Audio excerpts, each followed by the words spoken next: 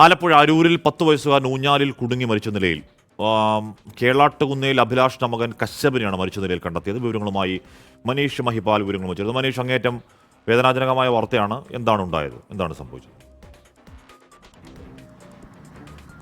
ഹാഷ്മി, ഇന്നലെ രാത്രിയിലാണ് ഈ സംഭവം. പക്ഷേ ഇന്നാണ് ഇങ്ങനൊരു വാർത്ത പുറത്തു വരുന്നത്. അഭിലാഷിന്റെ മകൻ 10 വയസ്സുകാരൻ കശ്യപിനെയാണ് ഇന്നലെ രാത്രി വീടിന്റെ 2ാം നിലയിലെ ഊഞ്ഞാലിൽ കെട്ടി തൂങ്ങിയ നിലയിൽ, അതായത് കുടുങ്ങി കിടക്കുന്ന രീതിയിൽ മരിച്ച നിലയിൽ കണ്ടെത്തിയത്. ഉടൻ തന്നെ പോലീസിൽ വിവരം അറിയിച്ചു.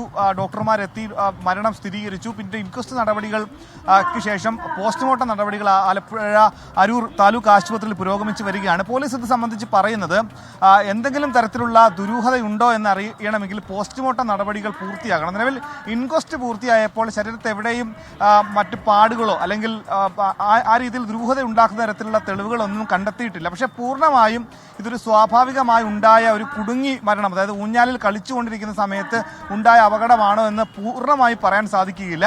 ഈ സമയത്ത് ഈ കുട്ടി മാത്രമായിരുന്നു വീട്ടിലുണ്ടായിരുന്നത്. അഭിലാഷ് ഇളയ കുട്ടിയെ ആശുപത്രിയിൽ കാണിക്കാൻ വേണ്ടി ഭാര്യയ്ക്കൊപ്പം പോയി തിരികെ വന്നപ്പോഴാണ് കുഞ്ഞ് ഈ രീതിയിൽ മരിച്ചു കിടക്കുന്നത് കണ്ടു എന്നാണ് പോലീസിന് മൊഴി നൽകിയിട്ടുള്ളത്. ഇവർ കുമ്പളം സ്വദേശികളാണ്.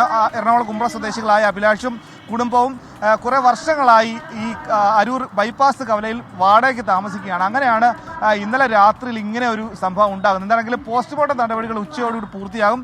അപ്പോഴൊരു വ്യക്തത വരുമെന്നാണ് അരൂർ പോലീസ് അറിയിക്കുന്നത്. നിലവിൽ അസ്വാഭാവിക മരണത്തിന് പോലീസ് കേസെടുത്തിട്ടുണ്ട്. ഹാഷ്മി.